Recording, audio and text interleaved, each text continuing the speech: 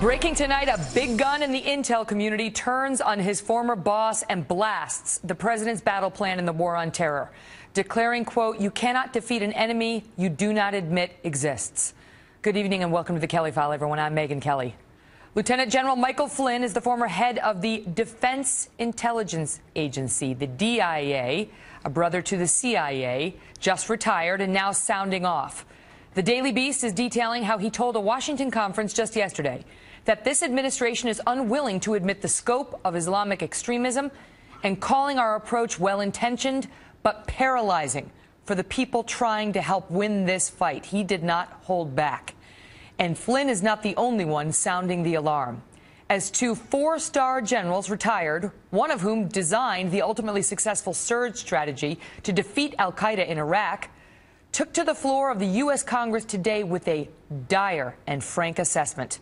The fundamental question, I believe, is political Islam in our best interest. Violent jihadist terrorists cannot be permitted to take refuge behind false religious garb and leave us unwilling to define this threat with the clarity it deserves. Radical Islam, as much as Nazism and communism, both geopolitical movements, ideologically driven, were the major security challenges of the 20th century, radical Islam is the major security challenge of our generation. U.S. policymakers refuse to accurately name the movement as radical Islam.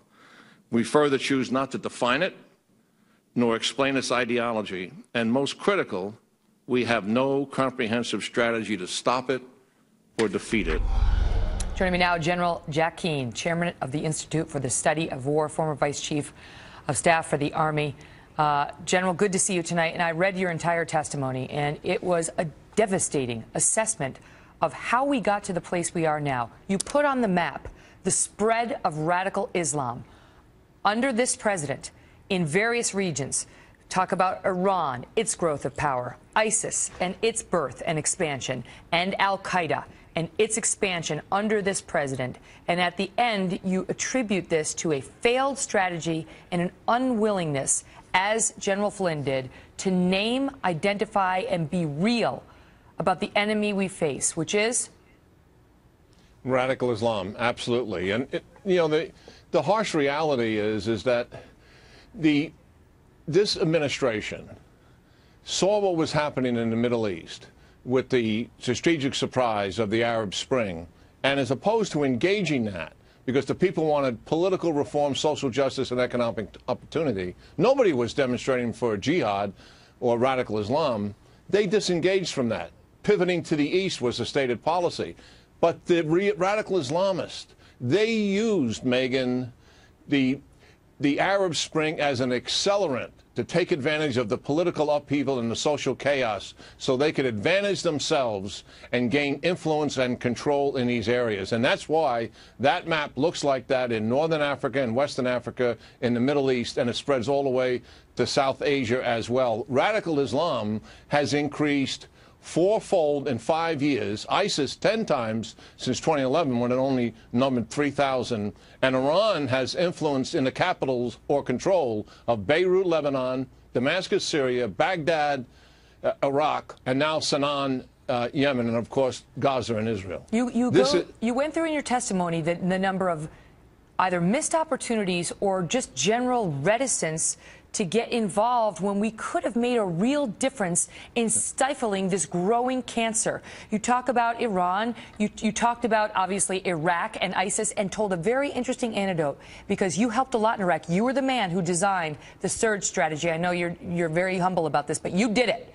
That won that conflict. And you talked about how in 2008, you were made privy to communications from the enemy, from al-Qaeda in Iraq, about where they stood then, before President Obama decided to pull all the troops out. And tell us what you told the lawmakers today. Yeah, that's a fact. I did many assessments for General Petraeus in Iraq during the surge period in 7 and 8 and a little bit in 9 as well. But late 2008, I was showed message intercepts, that we got on al-Qaeda talking to each other, and al-Qaeda in Iraq communicating to al-Qaeda Central in Pakistan, don't send any more brothers. This war is over. We have lost. And they said it multiple times in different phrases over 3 or 4 message intercepts that we had. They had admitted that defeat, that they were done. We pulled the troops out totally in 2011. A week after the last troops left, General Caslin told me, he was the commander in charge then in 2011 in December. A week after that, the first bombs began to go off in downtown Baghdad, and they continued ever since. And obviously, they moved into Syria and then back into Iraq. The other opportunity, Megyn, is in Libya. We deposed Gaddafi. We had a moderate regime that took over that was friendly to the United States.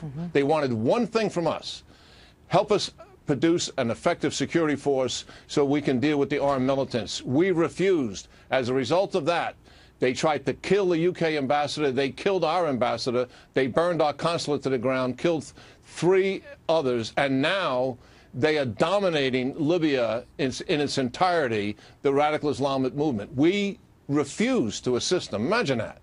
We did the same thing with the Free Syrian Army. Megyn, our viewers may forget, when the moderate rebels were in the streets demonstrating against Assad like people were doing in Egypt, Assad came down heavy on them. But the rebels had so many, they gained the momentum.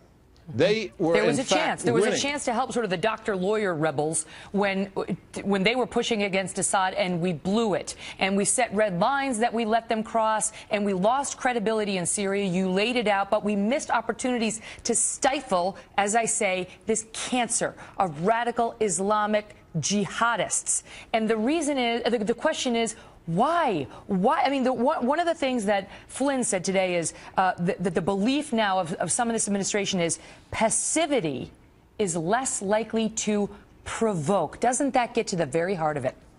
Yeah, it's part of it. You know, I have my own words to express it. I say that this administration has been paralyzed by the fear of adverse consequences in the Middle East, driven by the realities of the war in Iraq and Afghanistan. So they're totally handcuffed in terms of establishing a strategy, a vision, and a desire to solve the problems that are put on the table in front of them. The good thing that's happening now, Megyn, and I think the catalyst of the tragedy in Paris, France, there are a lot of people who are looking at this now, and the result of the beheadings that took place that ISIS did with the Americans and others. And people are questioning this. The testimony today before the Senate Armed Services Committee, it was quite stunning in this fact. There was bipartisan support. I don't want to speak for everybody, but I think Jim Mattis and Admiral Fallon would agree with me. There was bipartisan support that we don't have a strategy to deal with this menace that's growing in front of us, and we better put something together to deal with it. General Keane, I read your entire testimony. You said to those today about all those generals testifying before them, we are very direct, we are very straightforward, and we sure as hell are opinionated. And we sure thank you for your service and for your frank assessment. Great to see you, General. It's always good seeing you, Megyn. Wow. I'm going to post that.